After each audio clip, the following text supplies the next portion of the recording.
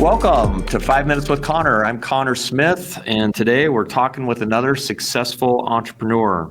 Whether you're tackling operational challenges, technology, marketing, every small business has that unique journey.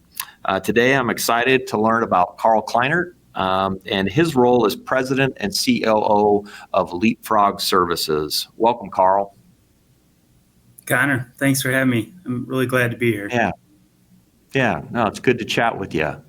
Karl, would you just take some time, again, assume people know nothing, and tell us about your business and what you do and who you do it for? Sure. And maybe I'll take 30 seconds, just a little background on me, because I love to say I got traded. How many people can say that in their careers? So I spent about 20 years with IBM, and then I was with a division that got sold to Lenovo. So I love telling everybody that I got traded. And I've been doing the MSP, been in the MSP space for about 8 years now. So I'm currently with a company based out of Atlanta called Leapfrog Services. Been in business for about 26 years now. So I joined a little over 2 years ago as the president and chief operating officer. And we grew up as a fairly traditional networking and infrastructure company. And we've morphed into a lot more than that. And today we really define ourselves through our security and solution services. So we're, whether you want to call us an MSSP or whatever vernacular you want to use, but we really try to, bridge business and technology for companies. And we're just trying to take friction, out of that experience for our clients. So we service, all around the country, but frankly, a lot of our business is concentrated in the Southeast United States, or at least for companies that originate or have headquarter presence here. So we operate out of Atlanta, and we've got about 70 or so employees that support our clients all over the country. Oh, sounds like a great organization. Are you still slinging Lenovo? We still have a partnership with Lenovo and a number of other, traditional PC and server manufacturers. So I haven't given up on them altogether. But that's great. Yeah, we're still doing it. Sounds like a wonderful career so far. Can you just share with folks what you consider to be your greatest accomplishment, personal or professional? Yeah, it's interesting. Professionally, when I was, in sales and a rep, you would have defined it by your personal success, closing a big deal or getting an award. I was, for anyone that might have been with IBM at some point in their career, they'll recognize the Golden Circle Award. So I received that pretty early in my career, and that was an amazing accomplishment. And then as you get, kind of later in your career and as a manager of people, you really take pride and you measure accomplishments by what your team accomplished. So one example comes to mind. I was a manager at IBM at the time and had 16 employees that all managed to make their quota in 1 year. So that felt like a tremendous accomplishment. Right. And then more recently, I was recognized or nominated by the Atlanta Technology Professionals as the Tech Service Provider of the Year. I'm happy to say that I'm one of 5 finalists. So I think that's a representation, really a little bit about me and mostly about Leapfrog. But so that's something a little bit more recent that I'm proud of. But the measuring stick changes, over time. I feel like it goes from a little bit more individual accolades to more about what your team and what your company accomplishes. Absolutely. What about success? So many definitions of it, are out there, but what has it been to you? Yeah, mostly it's about freedom, which sometimes when you wake up at 6:30 in the morning and like you were describing earlier, some of the challenges that you had when you walked into the office today, it doesn't feel like we have a lot of freedom, but success is having the ability to balance, between work and personal, and to be able to make choices and prioritize, what you want. So to me, I really define it as am I being successful if I've earned the right and earned the privilege of those freedoms. So, that's probably the best way I could explain it, or how I try to process it. Some days you feel like you're doing well, and other days it doesn't feel like you've really accomplished a whole lot. Yeah, the old entrepreneurial roller coaster.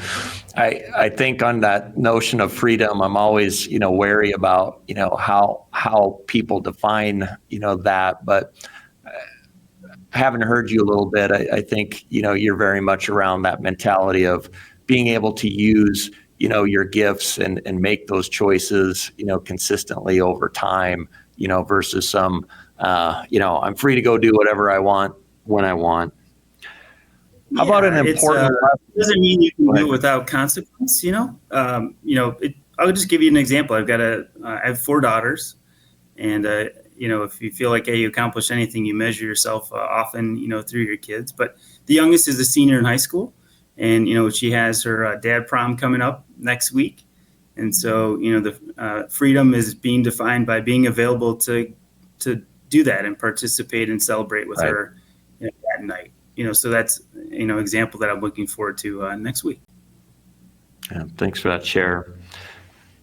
You've worked for, a major technology firm, one that is admired globally.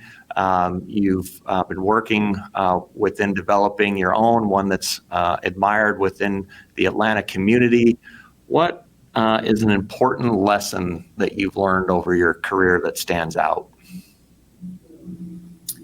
Yeah, to me, it's interesting going from, I think at the peak, IBM had 300,000 or 400,000 people, and now I'm working for a private company that's, much, much smaller. But if I really thought about it, and it took me a while to figure this out, but being away from that for a while, what I realized is you're only operating kind of 2 levels plus or minus. You're either managing up, 2 bosses, or you're managing down, 2 layers.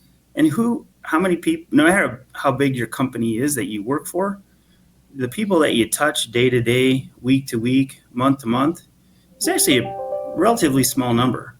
And so I found, as I work with private companies that are, much smaller than someone like IBM, kind of touching, the same number of people day to day, week to week, month to month. And I'm operating at kind of the same layers. You're either managing up 1 or 2 layers, and you're managing down, 1 or 2 layers. So in that perspective, it's really not that different.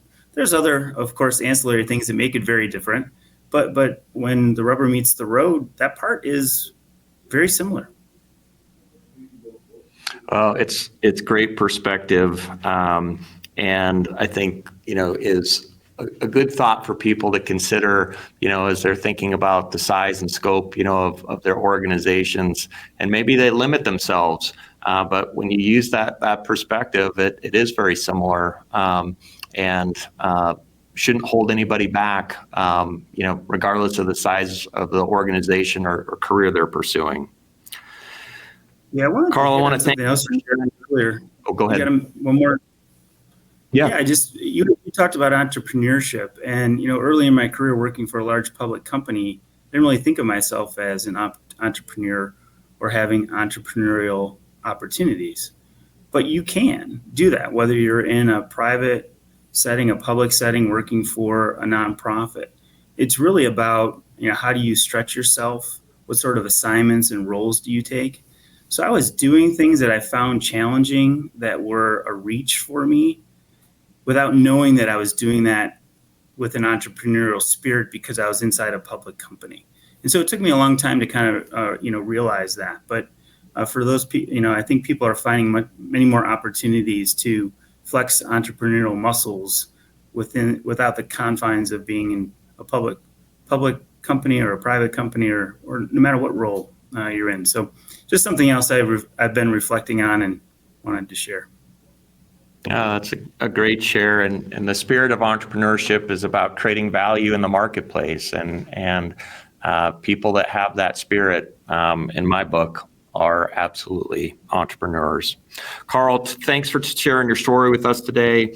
Always inspiring to hear about how you're navigating the journey on creating opportunities and creating value for more people.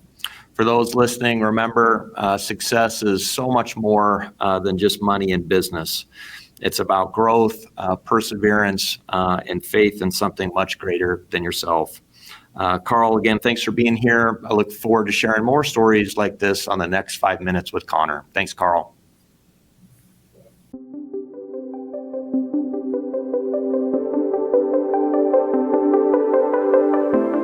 Marketing is really hard for people. It's intangible, it's expensive, it doesn't make sense. Small businesses struggle with it. And ultimately, we try and help people make it make sense and produce good return on investments for them. If you can get people out of the complexities and really just help them with their story, their brand, and then truly moving off of that stuff into things that actually generate leads for them, that's what they're looking for.